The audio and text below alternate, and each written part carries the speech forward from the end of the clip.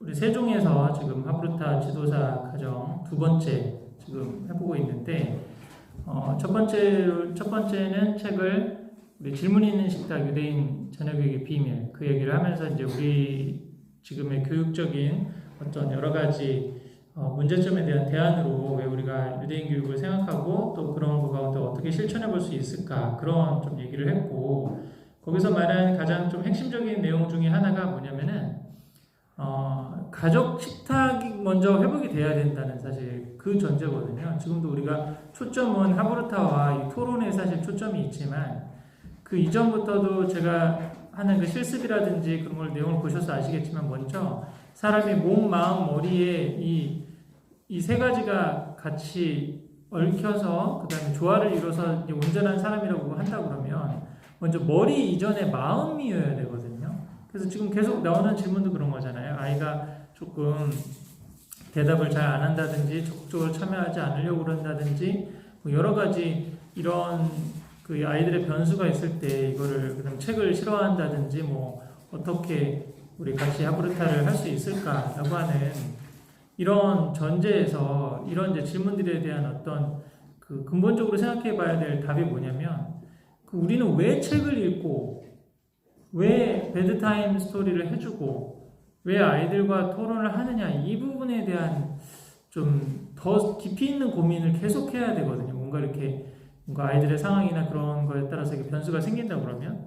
그래서 그렇게 궁극적으로 그 모든 걸 하는 게 공부를 하고 문제지를 잘 풀고 이런 어떤 관심사가 아니거든요. 어떻게 보면 이게 아이들과 같이 우리가 이 세상을 살아가면서 우리도 때때로는 어떻게 살아야 되고 왜 살아야 될지 그런 걸 사실 모르는 가운데 아이들과 더불어 그 문제에 대해서 같이 한번 생각해보고 또 나를 좀 성찰해보고 이러는 이제 그런 과정 가운데 나를 인격적으로 성숙시키고 또 내가 이 인생을 좀 더 의미 있게 살아가는데 어떤 밑거름을 같이 하는 동반자와 파트너로서 우리 아이들을 생각하는 거지, 가르침이나 지식의 전달의 대상으로 사실은 이제 생각하지 않는다는 거거든요.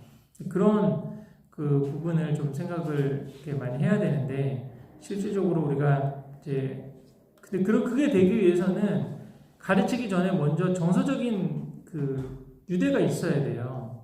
그 라포 형성이 돼야 되는 거고, 그 부분이 이제 안 돼 있는 상황이라면 지나치게 이거를 이 시간에 끝내야 되는데 여기까지 질문을 하고 뭔가 이걸 대답을 해야 되는데 공부를 해야 된다는데 이걸 좀 내려놓을 필요도 사실 있거든요. 그러면서 공적으로 이걸 하는 이유가 뭔가를 좀 생각을 해볼 필요도 있지 않나, 그런 생각이 드는데요.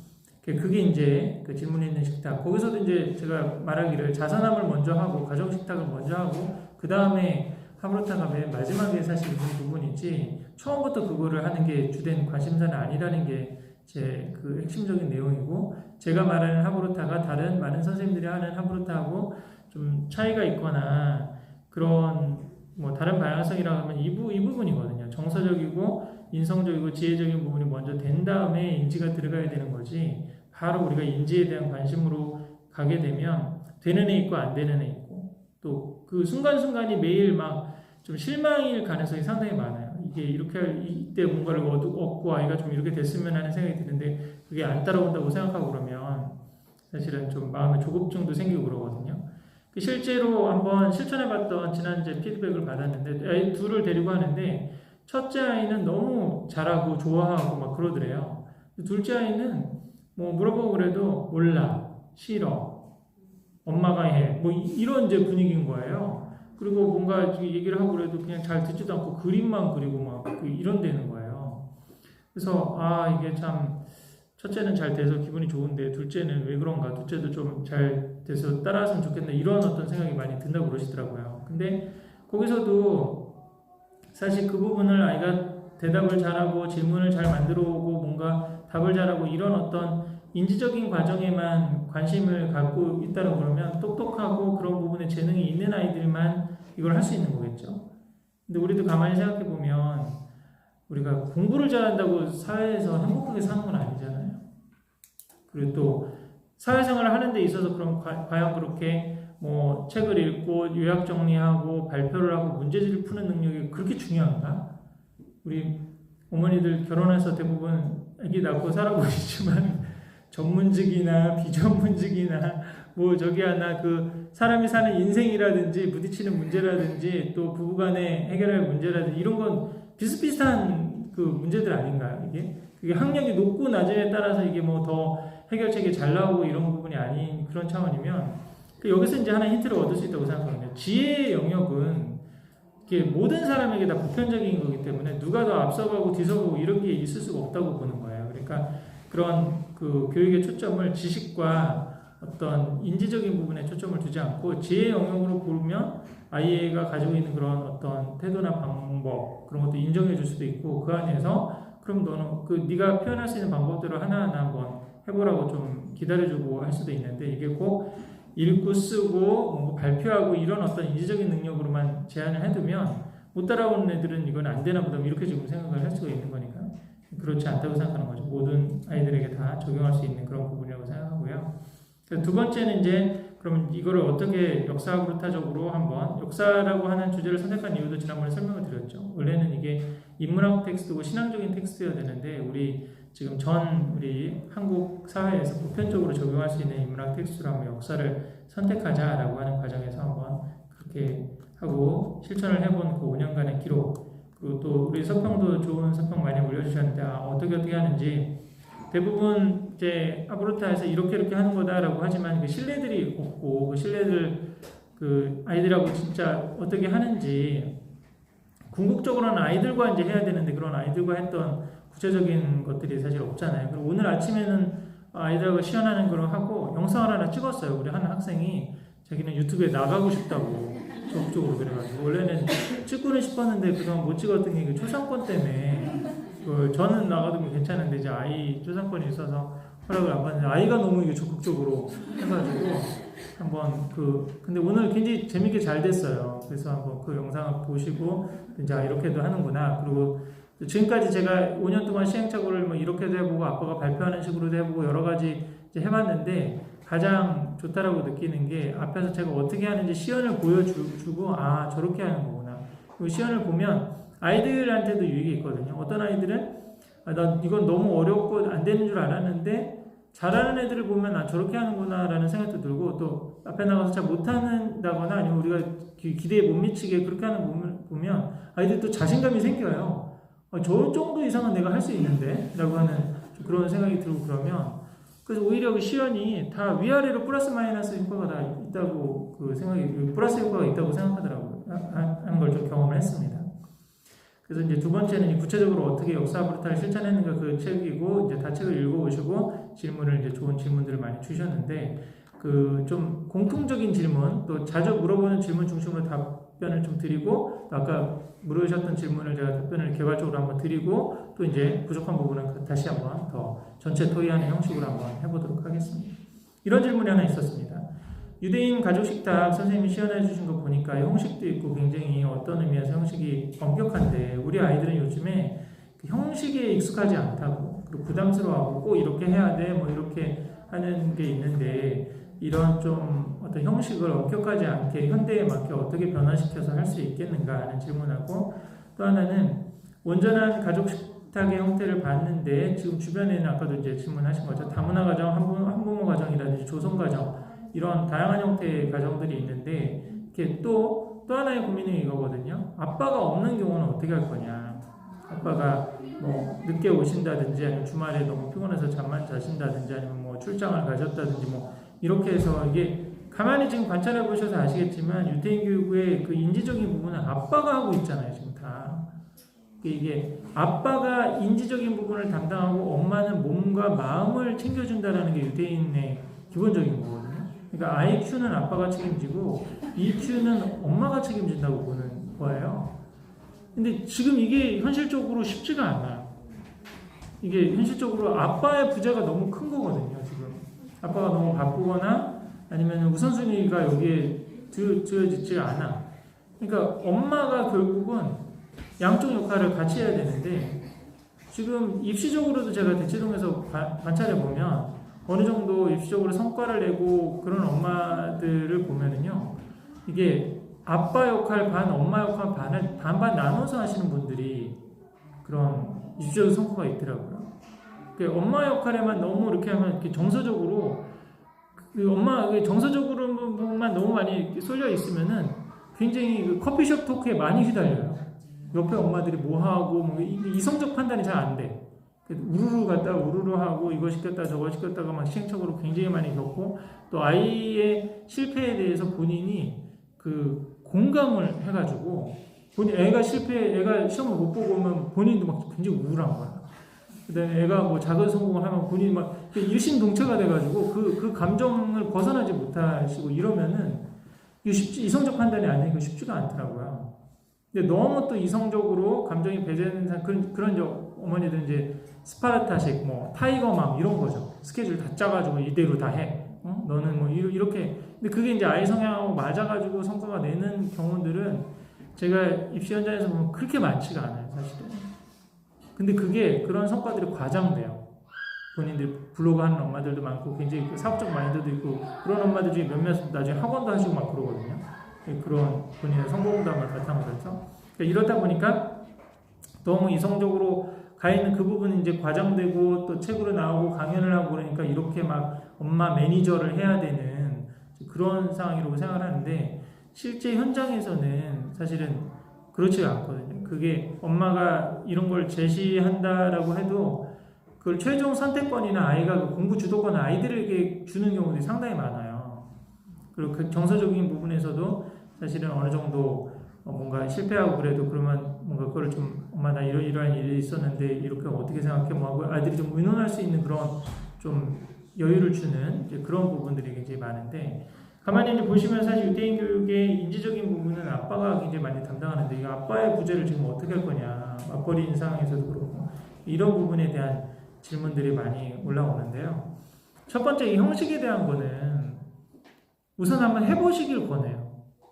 이게 굉장히 형식적이고 틀에 잡히고 그래서 애들이 싫어할 것 같은데 막상 해보면 애들이 좋아해요.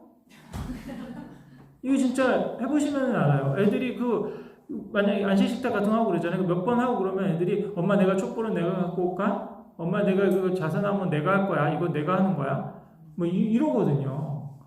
그 다음에 우리 몇몇 6살짜리 그 경원이 같은 경우는 자기가 빨리 아빠가 되고 싶대요. 나중에.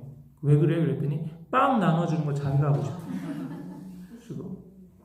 그래서 빵 나눠주는 거는 이건 아빠만이 할 수 있는 거니까 경원이한테 방법을 가르쳐 줄게. 빨리 결혼을 해.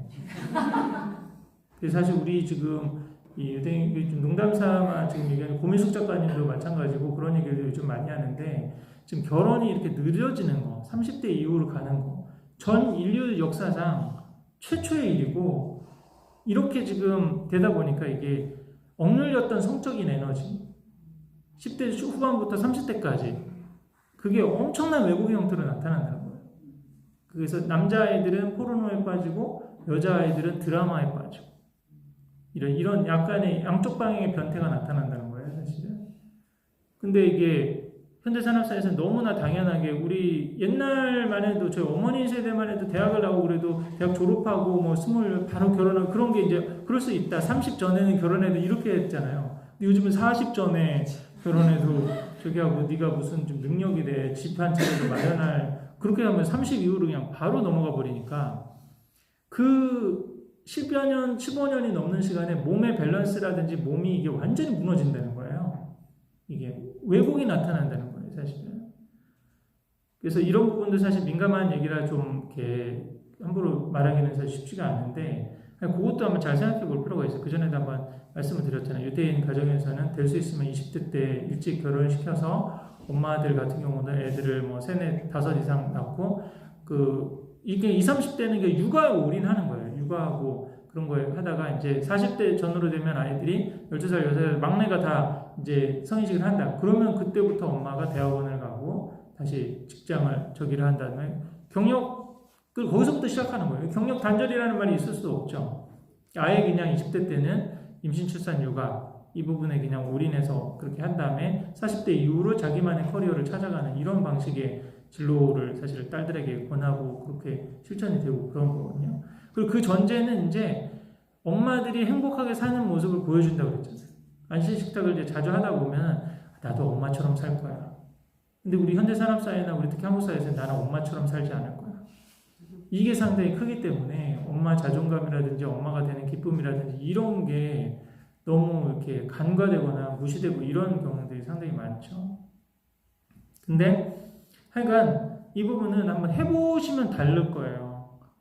아이들이 굉장히 형식적이고 틀이 있어서 싫을 것 같지만 그게 있으니까 자기가 참여해야 될 부분들을 생각하게 되고 그 형식과 틀이 있어야 교육이 된다고 그랬잖아요. 그래 다음 세대로 전수가 되고 이게 한번 이게 해보세요. 그냥 이게 이론적으로 그렇지 않을까라고 생각하는 부분하고 해보는 거랑 엄청 달라요. 이게 안식일 실천하는 것도 마찬가지잖아요. 저희가 이거를 그 처음에는 이렇게 그 가정식탁이라든지 그것만 이제 몇 시간 그 토요일 날 저녁에 그렇게 해보다가 한 달에 한 번씩은 저희 이제 뜻에 맞는 가정하고 해서 1박 2일 세미나로 전체를 떼어가지고 한번 해보니까 그때 다 참여하는 가정들이 느끼는 느낌이 또 확 달라요. 우선은 마음에 조급함이 없어져요. 이게 지금 아이들과 대화하고 그럴 때도 자꾸 이거 끝내고 뭐 해야 되는데 너 왜 우물쭈물거려? 이거 끝나고 지금 모두 가야 되고 모두 해야 되고 이런 식의 생각이 있는 가운데는 아이들을 좀 기다려주거나 아니면 늦은 아이들 있잖아요. 반응도 늦고 이렇게 시큰둥하고 이런 아이들을 기다려줄 마음의 여유가 없어요. 근데 금요일 날 저녁 했는데 이번 이러고 얘가 좀 컨디션이 안 좋아서 그러면 내일 아침에 하지 내일 점심 때 가기 전까지 다시 한번 얘기해보지. 이렇게 생각을 하면 이게 조급증이 없어지게 되거든요, 사실은. 그 시간이, 우리도 지금 아까 자리를 한번 바꿔 앉아보죠. 이게 별로 아무것도 아닌 것 같은데 이렇게 지금 서로 얼굴 보고 얘기하고 이러는 거랑 그냥 강의식으로 저만 딱 보고 하는 거랑 엄청나게 다를 수 있잖아요. 그 형식과 틀이라고 하는 게 결국 간과할 내용이 아니고요. 그리고 이 부분은 이제 나중에 다음번에 읽는 우리 1% 유대인의 생각훈련이나 거기서 이제 탈무드 같은 데서도 이제 카발리즘이라는 신비주의가 있거든요. 거기 내용을 가만히 보면 어떤 우주적인 에너지? 그런 것도 굉장히 많이 얘기해요. 그 형식에 있어서 컵을 드는 거라든지 뭘 하는 거라 이런 모든 게 이게 다 나름대로 다 의미가 있어요. 그리고 그 부분이 우리가 가지고 있는 지금 이 눈에 보이는 현상계가 보이지 않는 이 4차원, 5차원의 세계들과 어떤 영적인 세계, 그 너머의 세계들과 이게 연관이 있고 에너지적인 관계성이 있다는 게 지금 그런 분위기로 가거든요, 사실은. 그래서 그걸 나중에 보면 양자역학하고도 굉장히 사실 비슷하고 상대성 이론적인 그런 물리적인 그런 우리가 뉴턴의 물리학, 3차원의 물리학을 넘어가는 그런적인 의미에서 이러이러한 하나하나 행동하는 거. 사실 우리 말도 그렇잖아요. 말도 굉장히 누가 나한테 하는 부정적인 말이나 편견이나 그렇게 무시하고 그냥 저기 할 수 있을 것 같은데 그 말이 주는 부정적인 에너지, 그걸 어떻게 설명을 할 거냐는 거지.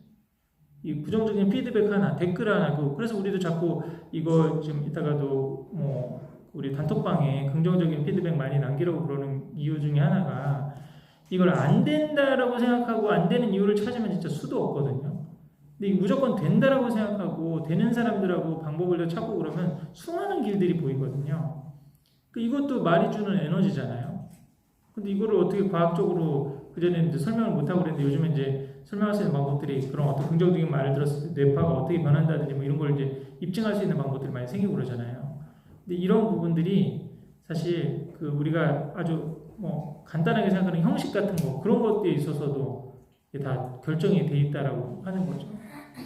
말을 할 때도 긍정적인 말을 해야 되는 거고 다른 사람 비방하거나 중상하거나 그럴 때 내 에너지가 사실 점점점 고갈되는 거고 그런 부분들을 이 탈무드 사실 곳곳에 이렇게 들어가 있거든요. 그런 부분들이. 근데 이런 너무 근데 신비주의적인 영역으로 사실 갈 수 있는 거기 때문에 그래서 이거 카발리즘이라고 그러는데 이거는 40대 이후에 하라고 그래요. 이게 뭔가 대생을 그리고 난 다음에 추상화를 해야지 바로 추상화에 들어가면 안 되는 거잖아요. 그냥 기본도 안 되는데 무슨 그런 신비주의에 빠져서는 안 되는 거니까. 그래서 우선은 한번 우리만의 형식으로는 바꿔보는 거는 물론 괜찮은 거예요. 그래서 우리 가정에 맞는 형식으로 하나 둘 이렇게 줄이거나 하는 데 있지만 그걸 왜 하고 어떻게 해야 되는지에 대한 이유들을 각자 만들어가면서 나름의 형식을 갖는 게 중요하고요. 그다음에 이제 다양한 가족 형태는 아까 지금 맞벌이라든지 아빠의 동참이 안 되는 이런 거에서는 이제 같은 공통적인 답변을 드릴 수 있는데요. 할 수 있는 것보다 하나씩 해보는 수밖에 없어요. 지금 그게 만약에 조선 가정이고 대부분 요즘 이제 시골 여기 외곽만 벗어나도 그런 가정 굉장히 많거든요. 엄마 아빠 이혼하시고 애들을 할아버지 할머니한테 맡긴 거예요. 이런 상황에서 그러면 엄마 아빠 없는 상황에서 어떻게 해야 돼요? 할아버지 할머니가 엄마 아빠 역할을 사실 대신해서 그러면 될 수 있으면 일주일에 한 번씩으로 만나가지고 이렇게 이 주제로 해서 얘기를 해보고 요즘에 이제 저희 독터 모임에 오시는 저기에서는 엄마 아빠가 바쁘니까 할아버지 할머니가 손자 손녀를 데리고 오는 경우도 있어요. 그 유대인 교육에서도 마찬가지거든요. 그 3대 교육을 해서 아버지가 바쁘면 할아버지가 아침 기도회 갈 때 데리고 손자를 데리고 같이 가요. 그런 식으로 해서 하나하나 좀 해볼 수 있는 방법이 있고, 특히 이제 맞벌이 가정 같은 경우에서는 주중에 이제 바쁘고 그러니까 그러면 주말의 시간을 온전히 떼어놓는 수밖에 없죠. 이 부분은. 그러니까 가장 우리 삶에 있어서 제일 중요한 가치가 뭘까 이거를 계속 생각해 볼 필요가 있거든요. 이 부분을 이제 다음번 책에서도 그 얘기 나오고 유대인에 있어서 자신의 삶의 우선순위는 뭐냐면 아이를 낳고 기르는 거예요. 아이를 낳고 길러서 다음 세대에 내가 가지고 있는 전통과 사상과 가치를 전수하는 게 가장 큰 목적이라고. 돈을 벌고 성공을 하고 나의 자아 성취를 하는 게 본인들의 가장 큰 목표라고 생각하지 않아요. 사실은. 그래서 그런 질문 많이 한다고 그러죠. Do you pray to eat or eat to pray? 당신은 먹기 위해서 기도를 합니까? 기도하기 위해서 먹습니까? 이게 이제 탈무드에서 물어본 하나의 질문 중에 하나거든요. 다 비슷한 얘기 같은데 이게 가만히 생각해 보면 뭐예요? 먹기 위해서 기도한다는 거는 먹는 게 사실 목표가 되는 거고 그거를 이용해서 종교라든지 아니면 자기의 신앙이라든지 자신의 어떤 삶의 가치관이라든지 그게 정렬되어 있는 거잖아요. 근데 우리가 육신의 존재이기 때문에 먹지 않으면 안 돼요. 근데 먹는 이유가 뭐냐면 eat to pray, 기도하기 위해서 먹는 거예요. 영적인 삶을 살기 위해서 육신을 저기 하는 우리가 돈을 버는 목적이 아이들과 좀 더 많은 시간을 갖고 아이들을 제대로 교육하고 아이들과 더불어서 나는 왜 살고 어떻게 사는지에 대해서 하나라도 더 나누게 살기 위해서 돈을 버는 거지. 돈을 벌기 위해서 뭐 아이들을 잘 가르쳐가지고 내가 못 번 돈 네 대에는 성공해서 벌어라 그렇게 하기 위해서 교육을 시키는 게 아니라고 하는 거죠. 이 목표가. 그러니까 만약에 그러면 유대인 부모인데 맞벌이 부부다. 그런 때가 있었거든요. 유대인들이 유럽에 살다가 미국으로 건너갔잖아요. 미국에 건너가서 유대인이 할 수 있는 잡들이 없었어요. 그 나름대로 터세하는 게 굉장히 심하게 우리나라 이민 세대랑 똑같거든요. 그래서 그때 유대인 1세대들이 했던 일이 뭐냐면은 세탁소, 그로서리 스토어. 우리나라 사람들이 했던 거 똑같죠. 우리나라 이민 1세대들 여기서 막 경기고등학교에 서울대 나오고도 뭐 거기 가서 뭐 세탁소 하시고 뭐 이런 분들이 있었잖아요. 그래서 자기 자식 가르쳐가지고 하버드 뭐 보내고 뭐 그랬다는 이민 1세대들이 막 그랬잖아요. 유태인들도 그랬거든요. 유태인들이 거기 가자마자 처음부터 은행가에 뭐 교수에 이걸 했던 게 아니에요. 이게 처음에 가서는 그 밑바닥부터 이민 1세대니까 시작할 수밖에 없어요. 근데 그렇게 일을 하면서도 그 주중에는 열심히 벌어야죠. 우선 뭐 아무것도 없이 빈털터리로 왔으니까 애들 먹여 살리고 그래야 되니까 그렇게 하는 와중에서도 안식일은 무조건 지켜야 된다. 안식일 시간에는 무조건 가족 중심으로 지내고 아이들에게 우선순위를 두고 주중에 바빠서 내가 못했던 거는 이때 모든 걸 다 내려놓고 해야 된다는 그런 의식이 굉장히 강했거든요.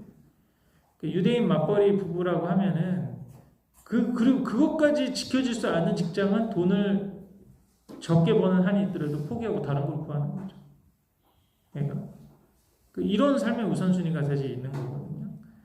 그래서 마찬가지입니다. 우리 다문화 가정도 엄마가 한쪽이 말이 안 되고 그러면 아빠가 우선 할 수 있고 그다음에 한부모 가정도 엄마가 아빠 역할도 같이 이제 병행하면서 하는 수밖에 없겠죠. 그리고 또 조선 가정도 할아버지 할머니가 그러고 맞벌이 부부인 같은 경우는 삶의 분명한 우선순위 그게 일주일을 통째로 주말을 떼놓을 수 없다. 다른 뭐 이런저런 해야 돼요. 그러면 최소한 토요일날 6시부터 10시까지 그때는 가정의 방으로 시키고 너가 하고 싶은 얘기는 뭐든지 해도 되고 이 안에 같이 뭐 우리 그냥 일상적인 얘기만 해도 뭐 5분 이상 대화가 안 되잖아요. 그 역사 이걸로 해서 일주일 동안 읽어가. 엄마도 틈틈이 왔다 갔다 하면서 하고 요즘엔 또 얼마나 좋은 것들이 많아요. 무슨 강연도 있고 뭐 팟캐스트도 있고 유튜브도 막 넘쳐나는데 그러면 엄마 역사 공부하고 책 볼 시간 없으니까 설민석 선생님 강의라도 내가 듣고 한번 이 주제에 대해서 한번 얘기를 해볼 테니까 너는 책을 읽으려. 엄마는 떡을 썰려한다. 이런 뭐 엄마는 유튜브를 들으려한다. 이런 바빠가지고 엄마가 책을 좀 읽지 못하는 상황에서는 최근에 어떤 그 우리 자녀교육 전문가 얘기를 들어봤더니 한석봉식의 애한테 공부를 시키고 애가 공부를 원하는 그만큼의 열정과 에너지를 엄마가 같은 에너지를 해야 그 에너지 등가의 법칙에 있어서 애들이 집중을 한다고 그러더라고요. 그러니까 한석봉 그 어머니 교육 방법론이 약간 에너지적으로는 맞다고 그렇게 또 그런 이렇게 물리적인 관점에서 이렇게 막 설명을 하시더라고요. 좀 동의가 되기도 했었는데 한번 그렇게도 생각해 볼 수 있을 것 같습니다.